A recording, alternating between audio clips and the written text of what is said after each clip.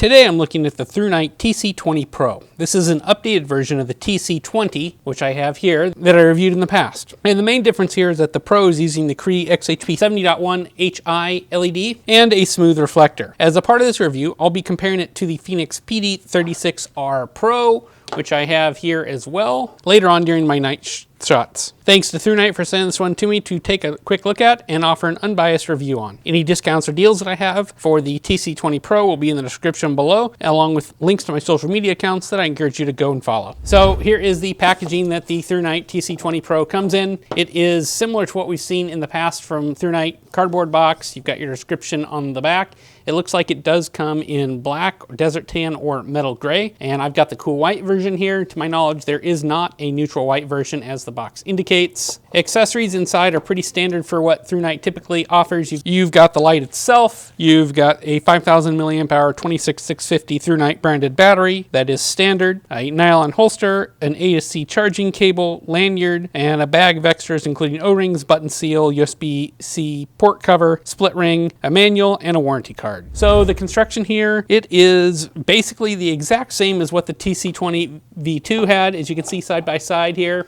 They're identical looking. The main difference is the LED and lens combination, as I mentioned before. The light is made from aluminum and is hard anodized black. Build quality wise, Thrunite is always good here with no exceptions. The tail cap provides a lanyard attachment point there, and it does allow the light to tail stand, no problem. The light comes into 3 pieces with the tail, body, and the head. The tail is also non-magnetic. There's a stout spring in the tail that we can see in the shots there. The body tube here has milled blocks in, almost like a frag pattern. It's pretty aggressive. The corners are fairly sharp. They're not really milled in, but the edges are milled. Square threads on both ends are anodized, smooth, and non-reversible. The head features Thrunite's standard button arrangement with the LED in the center. You've got directly opposite is the charging port here. Same style. This fits out of the way pretty well and stays connected in my experience. You've got a bit of milling in here for look and heat dissipation.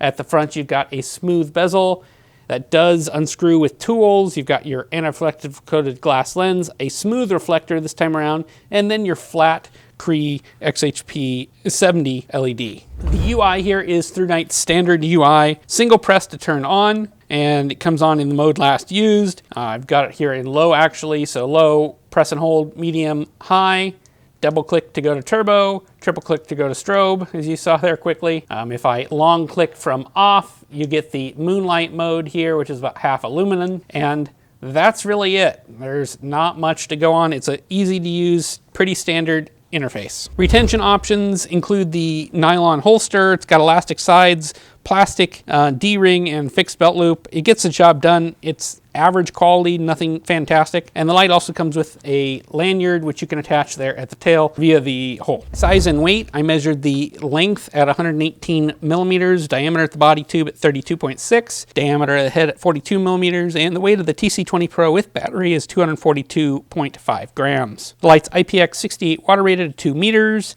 And here's a few comparison shots with other flashlights, specifically the Fenix PD36R Pro. It uses a 21700 battery, so it's narrower and longer, versus the TC20 Pro is a 26650, so it's a fatter, shorter battery. The TC20 Pro is using the Cree XHP 70 high LED in cool white on my opal meter. I measured it with a tint of 6092 Kelvin with 69 CRI. DUV here is fairly neutral with no major tint shifts. When I compared it to my TC20 V2, it had a much less of a tint shift and was quite a bit less yellow-green, especially in the lower outputs in tint. The beam on the TC20 Pro is more spotty and throws a bit further. Let's see if I can get it to show up on video okay here. This is opposed to the V2 that is more floody look. TC20 Pro is more spotty and throws a bit further, which makes sense with that smooth reflector and de-domed LED. When I compared it to the Fenix PD36R Pro, the hotspot is a similar size, but it has a smoother transition into the spill, where the Fenix is a more more pronounced hotspot and a harder transition to the spill. I'd say tint to the Phoenix is a little bit more green, especially at lower outputs, and there is a small amount of very fast PWM on all modes of the TC20 Pro. Here is my output chart as I measured it on my Texas Ace Lumen tube. No real surprises here. Everything came in about how I'd expect it to. It is nice that moon mode is sub-lumen. My lumen tube just doesn't measure that. Here are my night shots for the Thrunite TC20 Pro. This is on low, 32 lumens, and you can see it actually throws here to my fence pretty decently. Here is medium, 320 lumens as I tested it on my lumen tube, and throws reasonably well here. This is running a Cree XHP70 high LED. I measured it about 6100 Kelvin and about 69 CRI. And here is high. I measured this at 1830 lumens, and you can see it throws here really quite well. It's a little bit foggy here tonight, as you can see. And here is turbo. This I measured at 2650 lumens. You can see it throws reasonably well. Here it is next to the previous Thrunite TC20 V2. And side by side, here is the Pro. You can see the Pro here throws further and is a more defined hotspot. The V2 is a little more floody beam. And then I wanted to compare it to the Phoenix PD36R Pro. And this is about 2100 lumens. Throws in a similar distance here. You can see the hotspot is quite a bit more defined though. And here we are back to the TC20 Pro. Bigger hotspot, a little bit more flood than the Phoenix.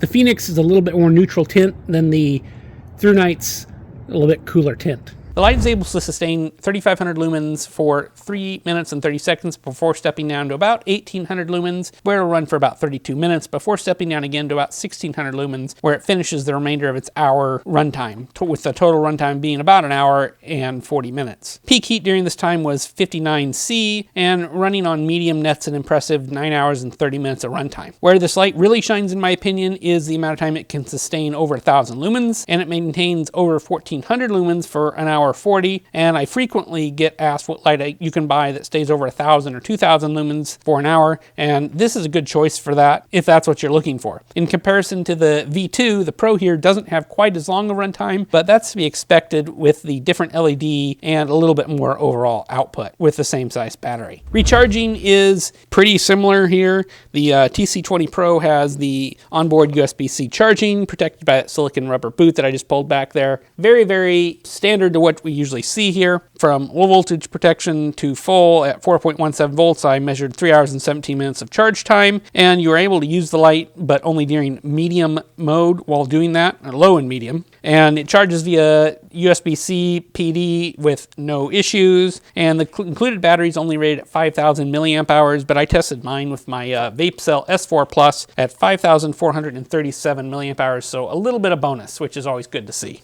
My conclusion is that the Thrunite TC20 Pro is a worthwhile upgrade to the V2. It takes what was a moderately floody light and increases its ability to throw while still maintaining the same size and form factor that we know. The light here is better on the Pro, and over its competitors, in my opinion. I still prefer the tint and beam shape of the Pro over the V2. You do take some small decreases in overall runtime, though, due to that higher output. Compared to the Phoenix PD36R Pro, the TC20 Pro is a less tactical UI with a bit more general purpose UI, in my opinion. It's easy to use, and it's generally a little bit better tint, in my opinion. It is a little bit better value as well, and I can recommend it over the TC20 Pro V2 or probably the PD36R or the Phoenix PD36R Pro dollar for dollar, in my opinion. So with all that said, I'd love to know what you guys think in the comments below. Leave those comments. I'll do my best to answer the questions. Make sure you like and subscribe this video so I can catch you on the next one. Thanks for watching.